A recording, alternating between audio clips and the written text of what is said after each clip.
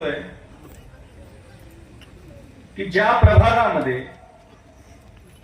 असंख्य वेळा आमदार होण्याच्या आधी येण्याचा योग आला, कृष्णा विश्वविद्यापीठाच्या माध्यमातून, कृष्णा हॉस्पिटलच्या माध्यमातून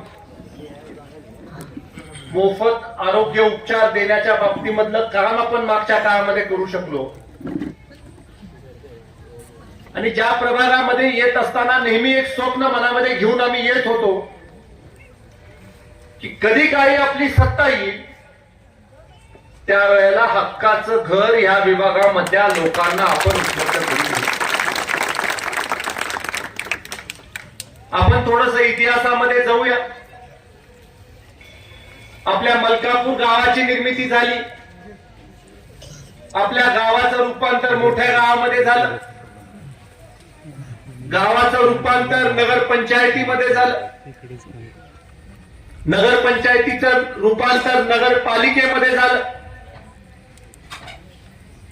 आणि अशा पद्धतीनं आपल्या गावची लोकसंख्या वाढत असताना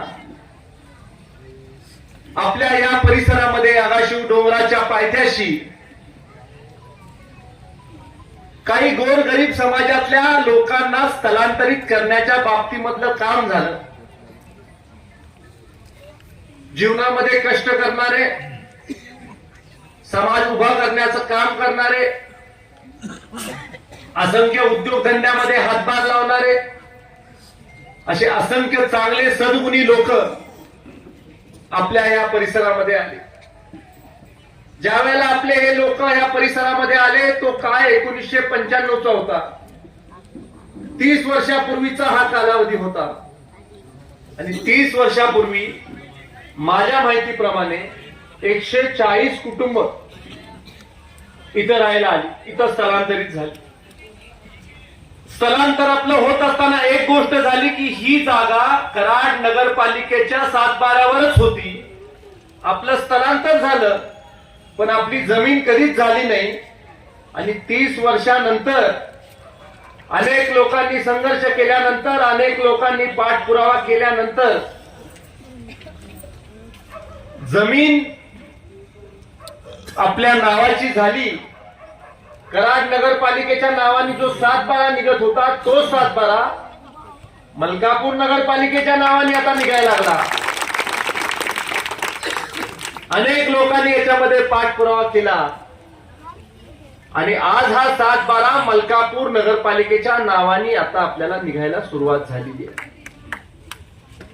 केंद्रामध्ये आदरणीय नरेंद्र मोदी साहेबांचं सरकार 2014 साली आलं आणि मोदीजींचं सरकार सत्तेमध्ये आल्यानंतर पहिला कार्यक्रम मोदीजींच्या सरकारने घेतला हाती की प्रधानमंत्री आवास योजनेच्या माध्यमातून या देशामधल्या गोरगरीब माणसाला हक्काचं घर द्यायचं.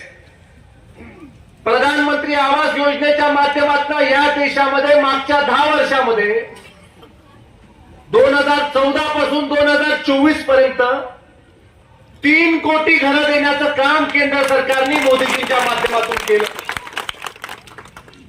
येऊ नये, माझ्या घरामधल्या वयस्कर माणसाला कधी पावसाचा त्रास होऊ नये, कधी थंडीचा त्रास होऊ नये, माझ्या घरामध्ये सुरक्षित असावं हे स्वप्न जे आपण बघितलंय ते स्वप्न पूर्ण करण्यासाठी कसोशीनं या विधानसभा मतदारसंघाचा लोकप्रतिनिधी म्हणून मी भविष्य काळामध्ये काम 576 कुटुंबांना पक्की राहण्याची घरं देण्याचा संकल्प आज या सभेच्या निमित्तानं आम्ही करतो.